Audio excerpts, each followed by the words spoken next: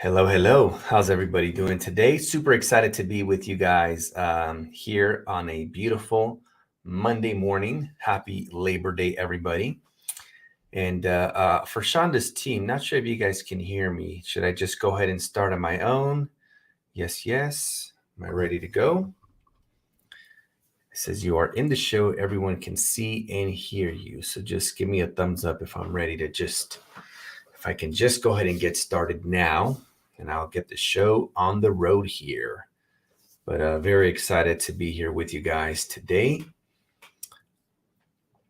All right, well, I'm just going to go ahead and get started, guys. So welcome to the Daily Show with Shanda. Shanda's having a little bit of some technical difficulties, but that's okay because no fear, Jorge is here. So we're going to be talking about creating passive income with Airbnb and how this could be a side hustle, whether you want it to be a secondary stream of income or maybe even a new primary source of income. You know, with everything going on in the world, supply chain issues, inflation, high interest rates, high rents, high prices to acquire property. Everything is really expensive today, and there's just a lot going on in the world. But despite everything going on in the world, you still need to find a way to put a roof over you and your family's head, to put food on the table. And ideally, if you can find a way where you don't have to trade time for money, right? Because when you are trading time for money, you could be traveling, you could be spending more time with your loved ones, you could be, more involved in your church and a nonprofit, whatever you want it to be, right? Living life by design. You are the architect of your life. So whatever it may be that you would like to do more with your time, maybe you want to volunteer, you need to figure out a way to buy that time back, but still generate an income, right? This is why we call it passive income, because you don't have to be there, physically trading time for money. So a little bit about me, guys. My name is Jorge Contreras. I reside in Orange County, California, Southern California. I've been a real estate investor for 10 years. And I started, buying property and then getting into long-term rentals and house hacking and ADUs, doing some small new construction projects. And then in 2017, I started my short-term rental business, where I started launching the properties that I already owned on Airbnb. That first year, I created financial freedom. The following year, in 2018, I became a millionaire. And now I've helped over 3,500 students begin their passive income journey with Airbnb. So today we're going to talk about Airbnb. What are the 3 ways that you can create passive income, even if you have no experience, without needing hundreds of thousands of dollars, without needing excellent credit, without needing a real estate license, because you don't need it. With maybe 10 to 30K, depending on the strategy, you can get started with your first Airbnb, and you can do so inside of the next 30 days.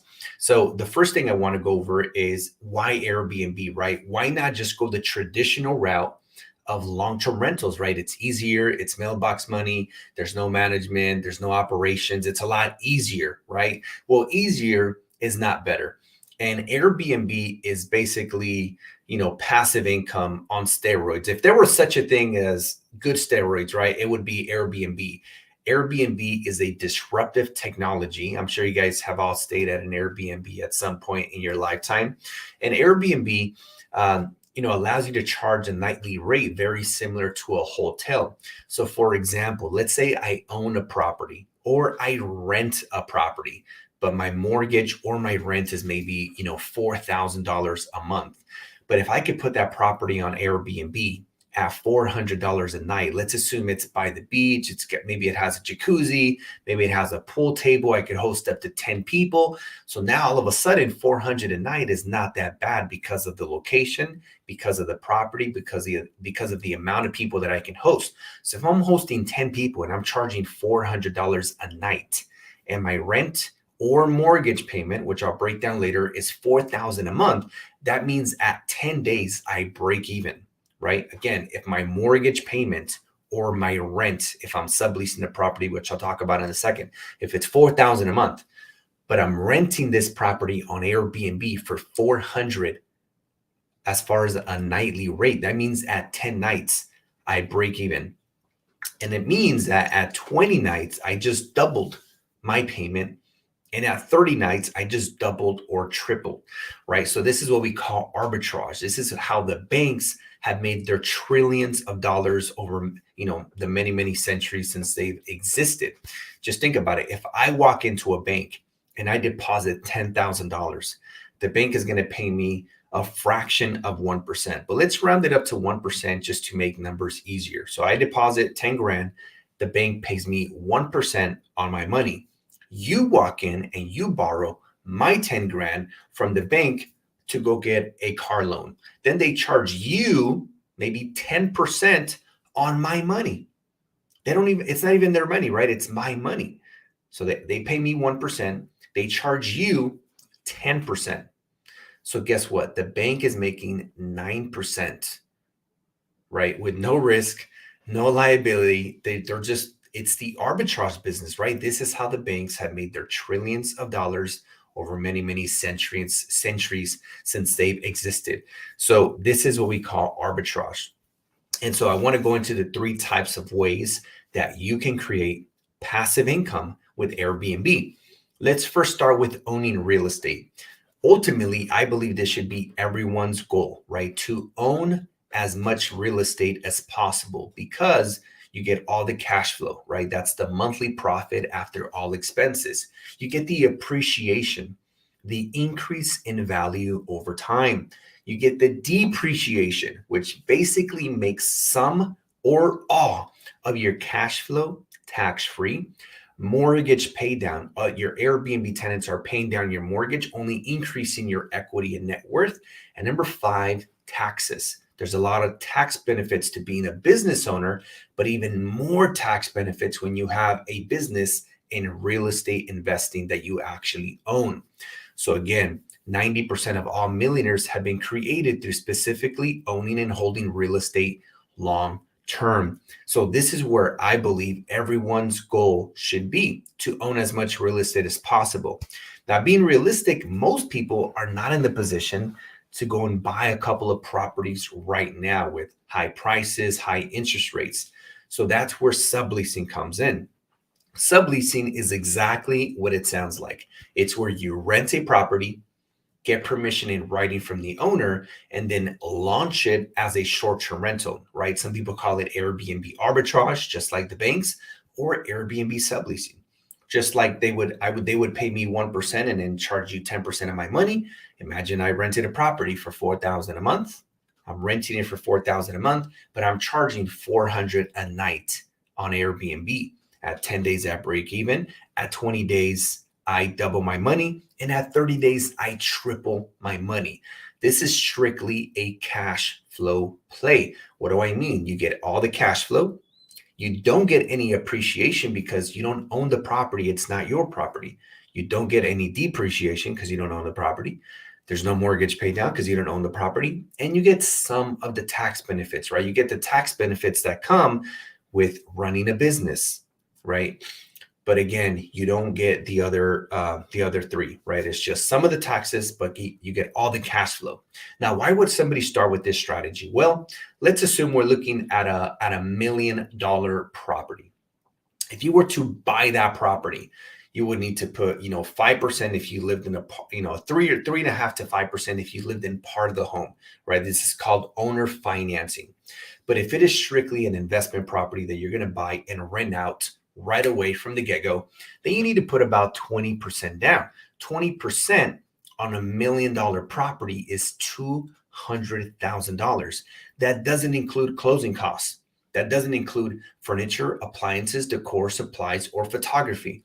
So you could be easily looking at about $270,000, $275,000 to buy that $1 million property. Again, how many people today have $275,000 that they can spare for one investment property that they don't need?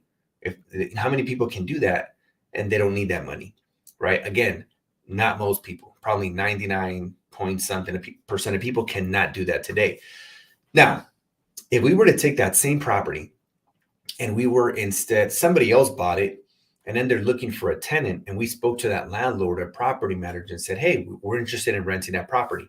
Let's say we started renting it for even, let's say 4,000 a month. So we start renting that property for 4,000 a month. We pay the first month and the deposit. So that's 4,000 for the first month, 4,000 for the deposit. Now we're in 8 grand. Let's say we need another 22,000 because it's a high-end property, furniture, appliances, decor, supplies, photography. So say we're all in for $30,000. First month, deposit, all the furniture, everything, 30,000. The property is now live on the Airbnb platform. Okay. You're looking at owning it. You need 275,000. That's almost $300,000 with 10% of that money, right? You could sublease it. That means you could do maybe 10 of these, right? You could do 10 subleases with the same amount of capital that you could buy one. Now, what are some of the differences in regards to cash flow? Well, in my experience, the actual monthly profit that you make is almost the same. It's not a huge difference, maybe 10, 15% of a differential. So if the cash flow is the same, right, that's the monthly profit after all expenses, whether you're subleasing it or whether you're owning it, subleasing is the most effective way to replace a 9-to-5. Why? Well, let's say you currently make $8,000 in your job. So you're making $8,000 in your job. That's what 8 times 10 is 80. That's $96,000 a year in your W-2 job. If you wanted to replace a job where you're making $8,000 a month, $96,000 a year, you're going to need 2, maybe 3 Airbnbs. How many people can put, 300,000 times 2 times, that's $600,000 to $900,000, right? That's a lot of money. But launching 2 to 3 Airbnbs, might be $60,000 to $90,000. And this is assuming you went for super large, high-end properties. Of course, you could launch an Airbnb with maybe 15 grand in total, even 20, 25. But 30 is the super high-end and much larger properties with much larger profit margins. So again, subleasing allows you to get the most utility out of your capital. Now, can you sublease and then later buy? Absolutely. That's what I typically recommend my students is, hey, start with subleasing. Your first goal should be to replace your 9-to-5 income so you can get out of the rat race, right? And become financially free. Becoming financially free is when your passive income meets or exceeds your monthly expenses. So if your monthly expenses are, say, $6,000 a month, as soon as you start making $6,000 in cash flow a month with Airbnbs, now all of a sudden having a JOB becomes an option rather than an obligation or a necessity. So again, subleasing is a powerful way to get started. There is another strategy too, where you can get started, and it is called co-hosting, also known as the management strategy. This is where you are managing, I don't know why I was like over here, but you guys get the point. This is where you're managing other people's properties and you get a percentage of all the revenue. So let's recap. You can buy property, you can rent other people's properties and do the arbitrage where you pay rent, say $4,000 a month, but maybe you're making $8,000 a month on Airbnb. And then you can manage other people's Airbnbs, right? Those are really the 3 types of strategies that you can get started. But again, in my experience, subleasing is the most effective way, the most efficient way to replace a 9-to-5, to begin your Airbnb entrepreneurship journey. And then once you have a couple of subleases, say maybe 3 subleases, and you replace your 9-to-5, now you take all that cash flow that is compounding, right? That is growing like a snowball effect. And then you take all of that and then you start buying real estate with that capital. So again, you start 3 subleases, replace your 9-to-5. That's goal number 1. Goal number 2 is you take all that capital and then boom, you start buying real estate with all of that cash flow. So that's sort of like the overview, right? Now, I do have a 4-step process on what to look for and what types of properties generate the best and the most amount of returns. Now, there's two softwares that you should look into. One of them is called AirDNA, AIR, like air, like the air I'm breathing, right? And then DNA, like your DNA, AirDNA. And what they do is they look at the performance of similar properties in the area that you want to launch. So you could literally type an address of a property that you want to rent or a property that you want to buy that is not yet on Airbnb, and it'll say, hey, Jorge, based on the performance of similar properties, here are the projected returns. This property is projected to make, $120,000 a year, right? Which is $10,000 a month.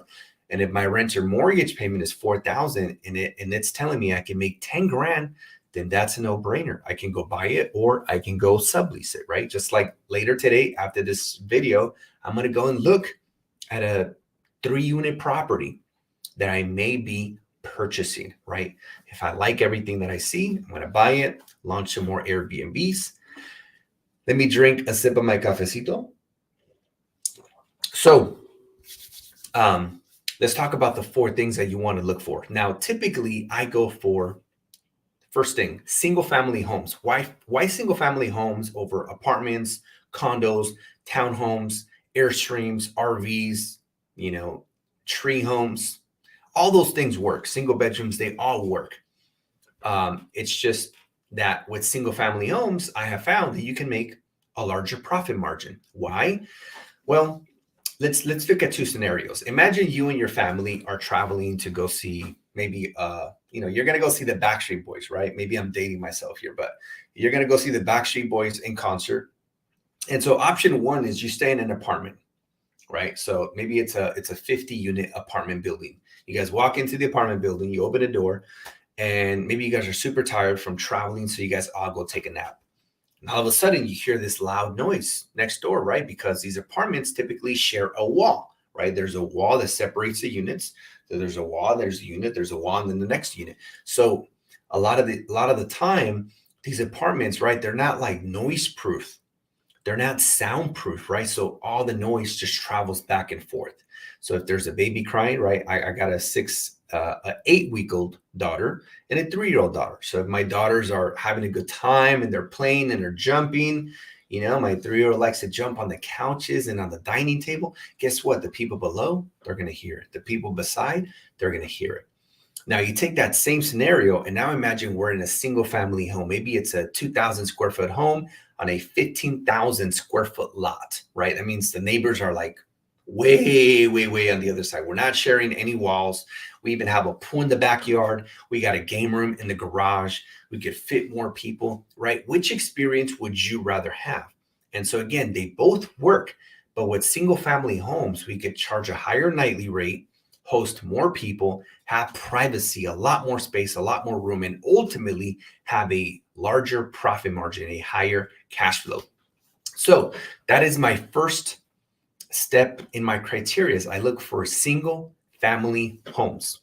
Okay. That means 1 house, 1 lot. Although the one that I'm going to go look at today is a triplex, right? Because I'm going to implement some new strategies. But almost everything I have today, 95% in my portfolio, single family homes with pools, spas, and game rooms, right? I want to create that staycation experience where they can have a great experience in the home without needing to leave the home. Okay. So that's the first thing, single family residence, SFR. And ideally, at the very minimum, it should have 3 bedrooms, 2 bathrooms, and 1,100 square feet. If it has more bedrooms, more bathrooms, more square footage, even better. I could host more people, right? It's like ET, guys, right? So single family home, 3 to 1,100 square feet or more. It must have parking for 2 vehicles minimum. It must have AC and heat. It must be renovated if you are subleasing it, right? If you're buying the property and maybe you're buying it at a discount because it needs some work, then of course you own the property, go ahead and do some renovations. But if you are subleasing the property, right? You don't own this property. If you're subleasing it, it absolutely must already be renovated, right? It does make a huge difference. It's going to be more appealing, better aesthetics. It's going to be just better marketing overall. And the best marketing is to have the most marketable property. Let me say that again. The best marketing is to have the most marketable property, right?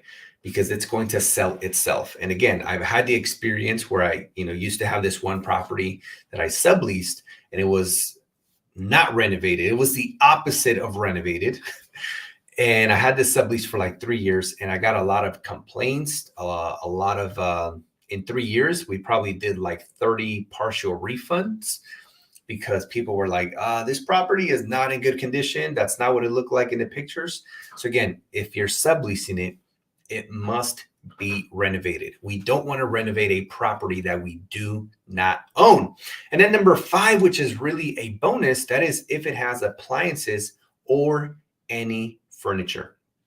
Okay, so let's recap. Single family home or single family residence, SFR, 3 bedrooms, 2 bath, 1,100 square feet or more. But the more bedrooms, the more bathrooms, more square footage, the better.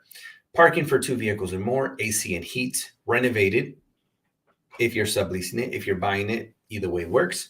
And number 5, which is more of a bonus, if it has any appliances already and or furniture that's only going to keep more dinero, more moolah in your pocket.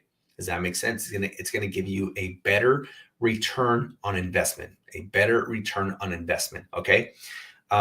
Those are the 5 things that I look for when I'm looking for an Airbnb.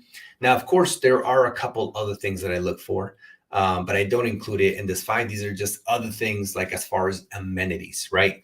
So as far as amenities, I look for properties that have a pool. And if it has a large enough driveway where I don't need the garage for parking, then I typically turn the garage into a game room. I'll set up a pool table, a foosball table, maybe those kids, when you go to like a Chuck E. Cheese or little kids, maybe a theme park, they got like these little basketball courts in the arcades or whatever. I'll set up one of those basketball courts, maybe even some arcades, right? And I want to create a staycation experience where people can have a great experience in the home without needing to leave the home. Okay. So if I can set up a pool, or not, if I don't want to set up a pool, I want it to already have a pool. And if it has a spa or jacuzzi, awesome. Some of my properties only pool, and some of them have a pool and a spa or jacuzzi. And then of course we turn that garage into a game room. Like, we're not changing any of the actual structure. We're just putting games in there, right? And creating an experience again in the property. Couple things that you want to avoid when looking for to launch an Airbnb. You want to avoid properties that are on a main street, right? Families will not feel safe. It's going to be loud. Cars going, 60, 70 miles an hour. Trust me, I've been there. And families just don't feel safe having their kids play outside when it's a main street and cars are going super fast, right? And again, it's just loud. You can hear the vehicles. So stay away from properties on the main street. And this is in general, whether you're doing Airbnb or even long-term rentals, these are the worst types of properties to have in your portfolio for the long term. So avoid properties in the main street. Avoid properties that are not on a train station, but near a train station, right? That would not be good, right? If your property is literally on the train station, that might not be a good idea, right? So you guys get the point. If the property is near a train, near train tracks or near a train station, you want to avoid that at all costs, because again, just imagine a family traveling from, Australia, coming to the US. They're super tired, 14-hour flight. They get there, they want to sleep. And then guess what? You hear the train coming by every couple hours, super loud, disruptive. They don't appreciate it. They don't like it. I never understood why they built houses right next to a train station, right? Maybe it made sense back then when there was no vehicles, or I don't know if there was ever a time where there was no horses and that was the only form of transportation. And I don't know what came first, if it was the trains or the horses, but you guys get the point. It's just kind of weird, right? Those are some of the things you guys want to avoid. Now, I typically look for properties on a platform called Zillow, right? Zillow, Zillow. Zillow.com. As soon as you go to the website, it'll ask you, hey, are you looking to buy or are you looking to rent? How many bedrooms? How many bathrooms? What's the square footage you're looking for? What city are you looking for, right? Once you set up all these, figures in the filter, boom, all these properties are going to come up that fit your search criteria. And if you're looking at renting, right, doing the subleasing strategy, right, 9 out of 10 times, the phone number will pop up, right? The phone number will pop up of either the owner or the property manager. And that's when you can call them and talk about renting their property to use it as a short-term rental. And of course, if you're looking to buy the property, then you should have a real estate agent who is representing you. And that agent will know exactly what to do. They have a fiduciary duty to make sure that they protect you, make sure that you are aware of all the legal aspects of purchasing a property when it comes to down payment, your closing costs, your contingencies, right? And so on and so forth. And of course, if you're managing, all you really need is either experience already running Airbnbs, or you at least should be like learning from an expert, because why would anybody allow you to manage their property if you have no experience, right? Ideally, when you're managing someone else's Airbnb, it's because you're going to improve the business. You're going to take an existing business and make it better. How are you going to make it better? You're going to increase the revenue. You're going to increase the occupancy, all while providing a great experience for the guest and a hands-off experience for the owners. Again, a hands-off experience for the owners. Does that make sense? So those are really like the three types of strategies when it comes to launching an Airbnb business.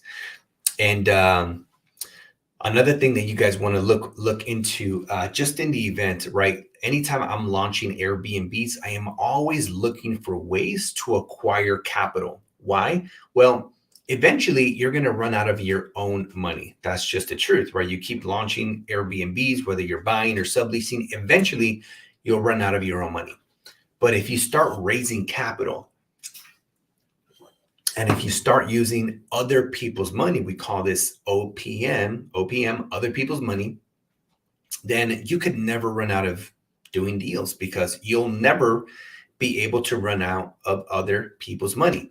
So even if you have your own money, you want to make it your goal to master how to leverage other people's money.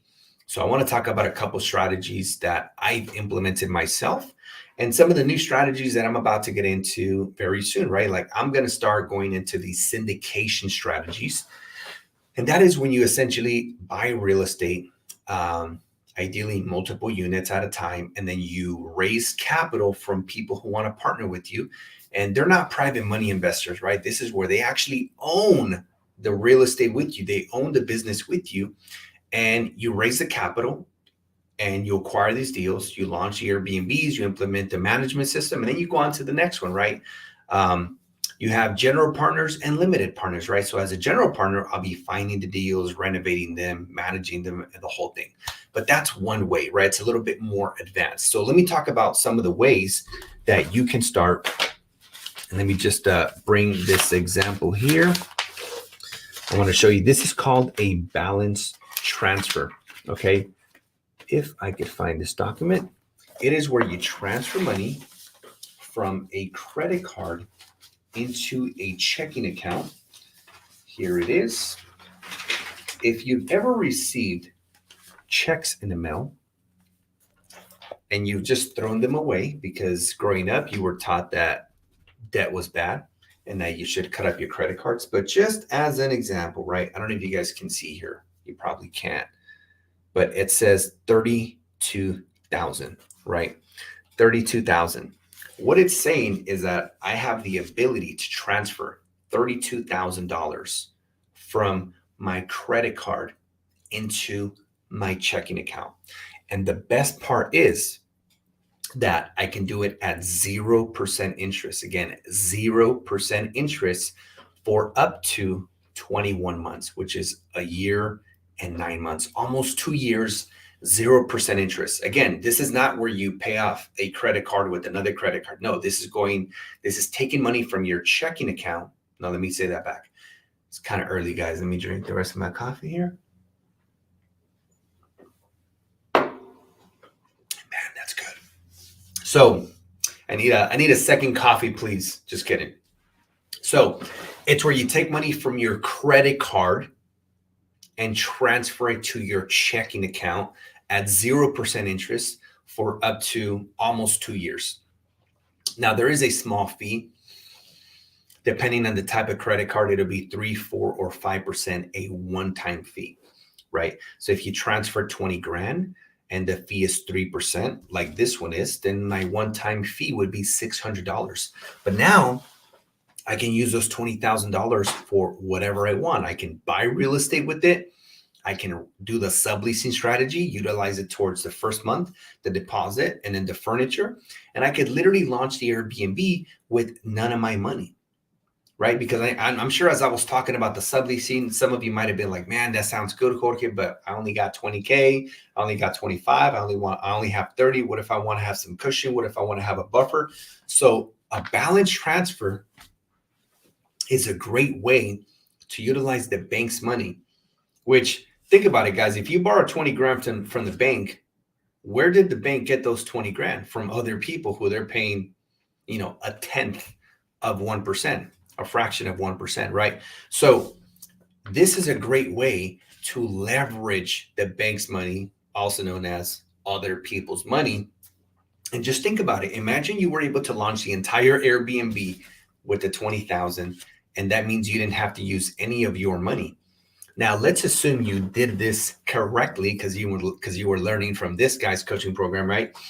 And all of a sudden, you're making $2,000 a month in profit.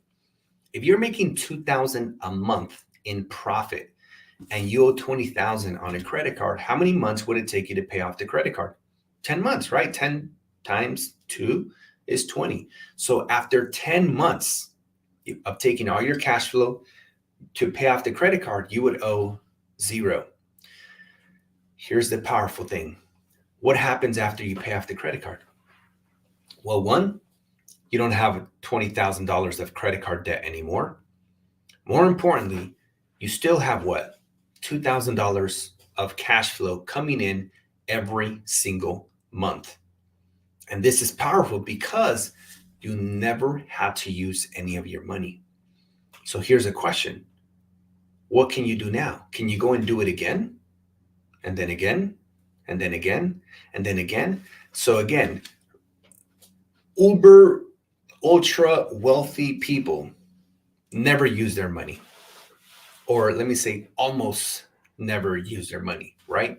Because eventually you could run out of, even if you have, hundreds of millions, right? Eventually, you'll run out of money. If you start buying these multi-million deals, like eventually you'll run out of money, but you could never run out of other people's money. So this is a great way. Again, this is called a balance transfer. And the credit card, in case you're wondering, you're like, well, which credit card, Jorge? The one I like to use is, as you guys can see here, I got the Bank of America logo. This video is not sponsored by Bank of America. They should sponsor me. I used to work there back in like 2008, 14 years ago. That was my last job. But Bank of America, and the specific credit card is the Cash Rewards MasterCard. So the Bank of America Cash Rewards MasterCard is the one where you could do this deal. Now, if you go on Google and you just type of balance transfer credit cards, it's going to be like there's going to be a list. Just look for the website from Nerd Wallet. This guy, he's a nerd when it comes to credit cards, just super knowledgeable. And he'll list all the credit cards. What are the credit requirements? Which for most of them, it's a 680.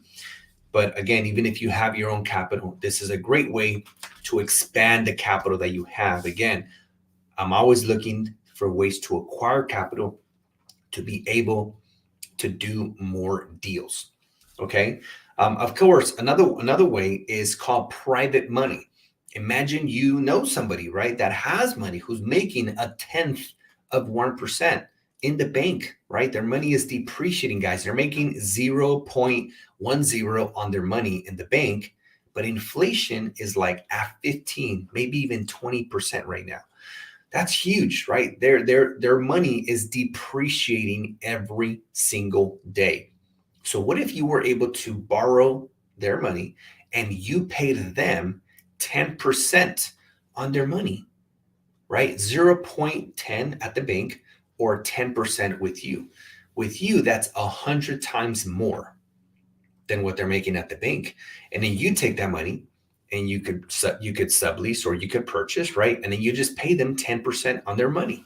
So that would be another great way to leverage, right? Most people know people who have money just sitting in the bank, depreciating, losing money over time. So that's a little bit of how you can access just capital that's just there, right? So we just talked about balance transfers. We talked about private money. Another way that you could bring in capital is to bring in a business partner. That business partner could be the capital partner, right?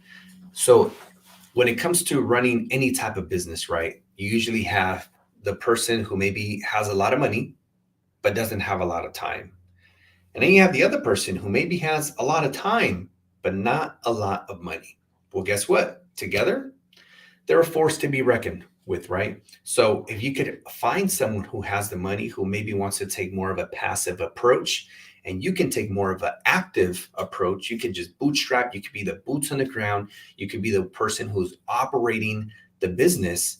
This would be a perfect opportunity for you to work with someone else that can always bring the capital. You bring the deals, you operate the business, they bring the capital, and you do it over and over and over and over again.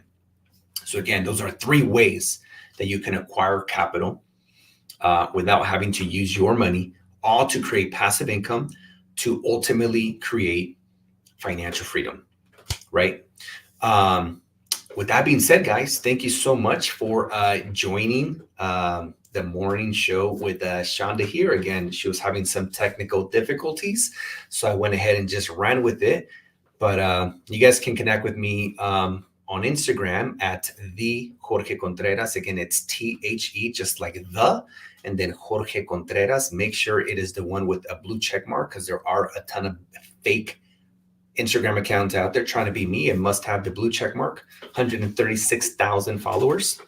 And thank you guys for having me. I really appreciate it. I'm sure I will be back with Shanda next time for Shanda on Demand, just talking about, passive income opportunities, side hustles.